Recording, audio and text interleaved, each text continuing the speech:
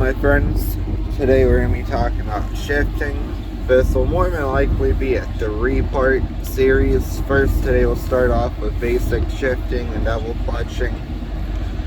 Probably tomorrow we'll talk about floating gears. And then the next day we'll talk about splitting. Now I'm going to primarily be talking about an 18-speed Eaton Fuller transmission. Even though I don't have access to one, I have what's called an 8LL, which is also an Eaton Fuller. We're still going to talk about it, okay? Okay. So, to begin, these drive a lot differently than, say, a regular car. Now, you still have your H pattern in a sense, so pay attention to here. This right here is the middle. You got left, right. Right? You're pretty much only going to use the middle and right 90% of the time. So we're going to go clutch in, forward, that's first, second, third, fourth. Then you see this little thing right here, this little flipper. You flip that up, go back to where first would be. Now you got 5, 6, 7, and 8, okay? So, this is pretty much a 4-speed on top of a 4-speed.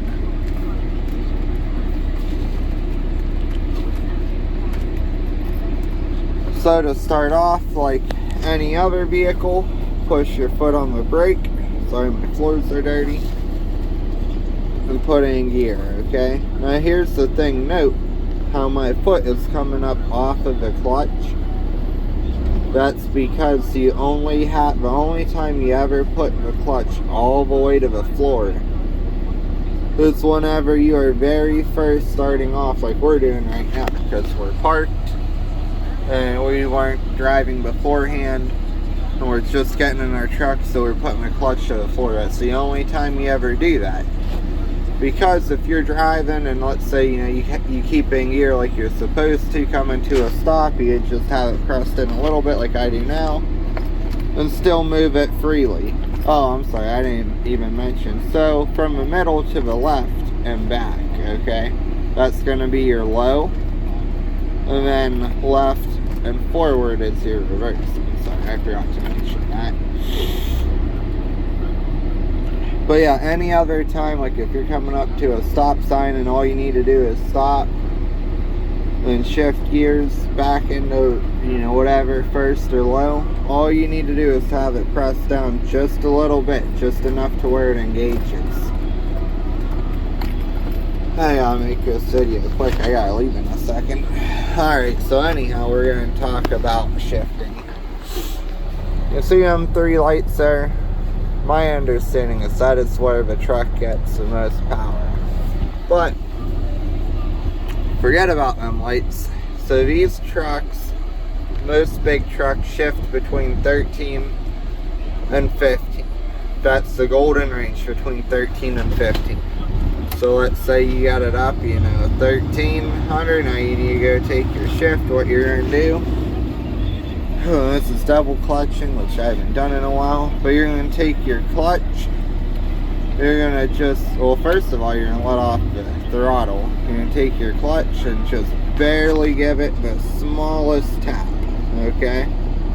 So you're going to give it, I'm going to push in for the lever, so you're going to give your clutch a smallest tap, pull it out of gear,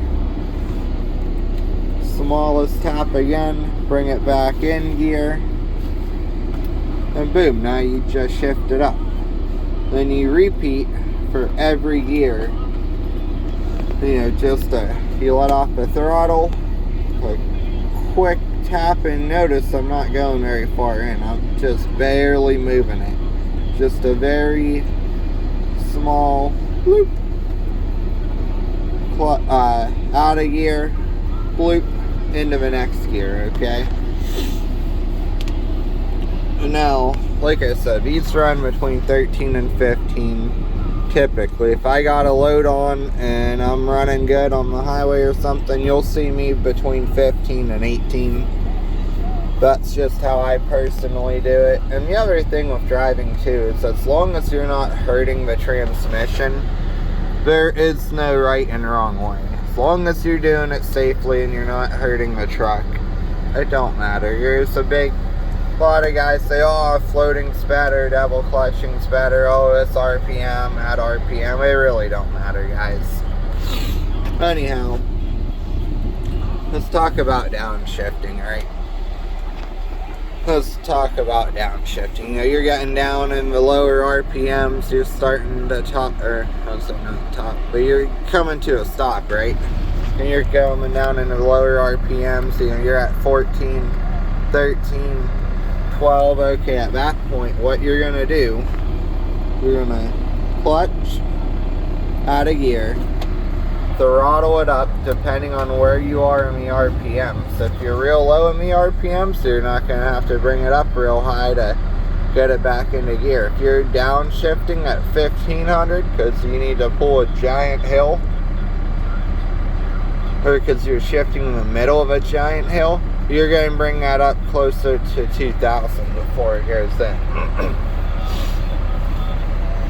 But yeah, so downshifting, you're going to clutch, add a gear, throttle up to wherever you need to be, clutch into your lower gear.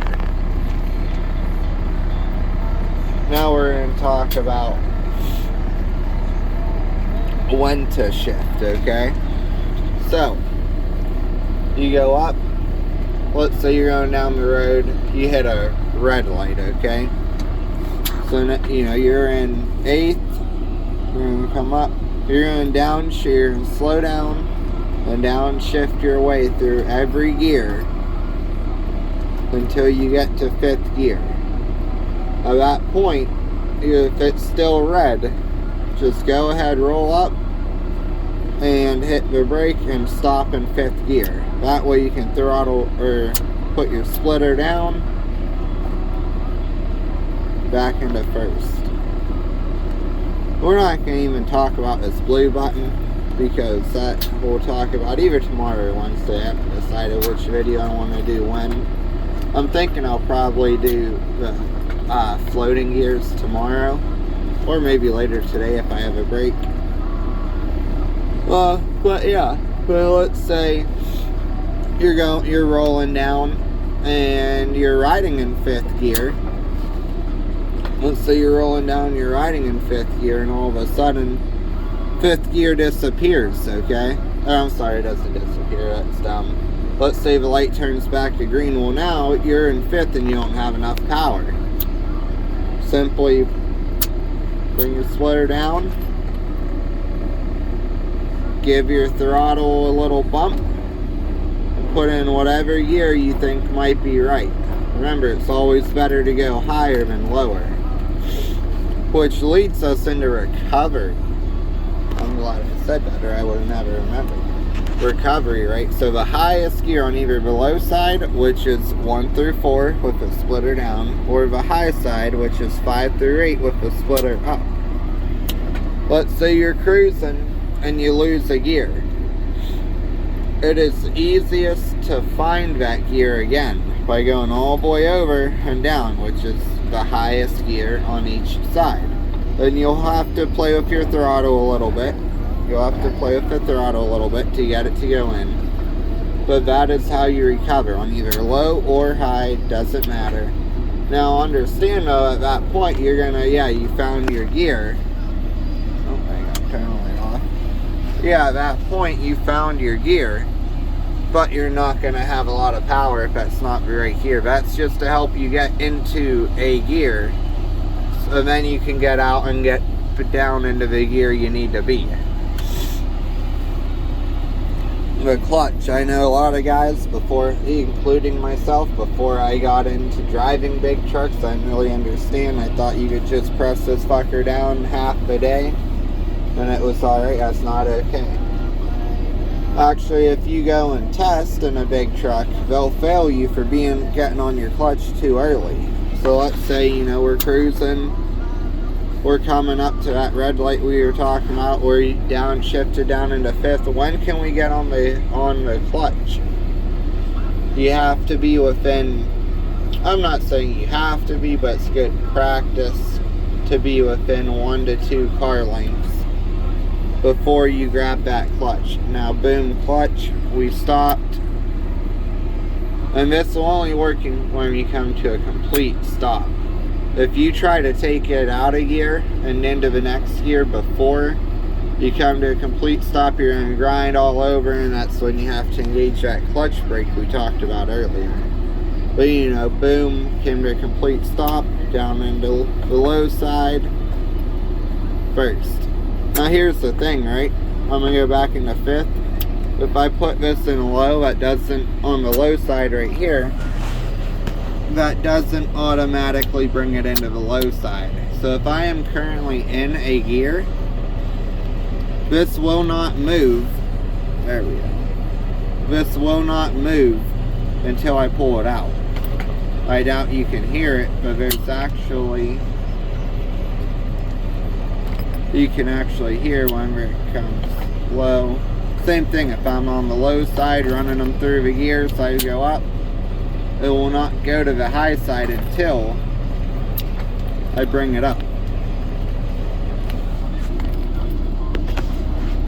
Well, okay, I think I covered just about everything. The other thing, like your road, you can't just shift into whatever gear you can. Typically, you can always shift into a too high or too lower than where you need to be, but it's not great for the motor. But I'll just talk about speeds real quick. Typically 10 miles an hour. You know, typically, let's say, you know, you're just cruising, you're rolling up 10 miles an hour is typically where you could stick it in the high side. This is a different truck, so I'm still learning this truck. I'm used to the 389, so I probably shouldn't have started talking about that, because I'm still learning this specific truck. Trying to think here. I'm gonna say that's it for now. Yeah, alright, boys and girls, as you see, I gotta go get fuel and DEF before I start my day. Go get me some biscuits and gravy from Al's Corner. Oh, almost forgot.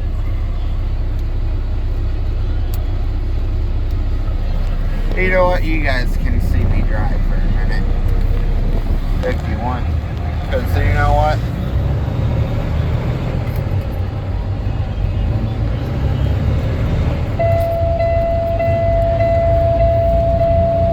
now understand that I am just holding my phone, so it's probably real blurry. I'm currently in third. Run it up about 15. Boom.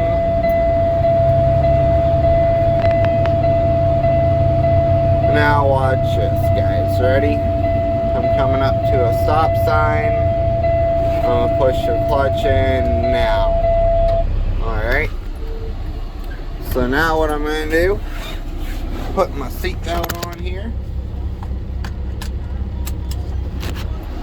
Alright, then I'm going to go back into first now that I'm completely stopped.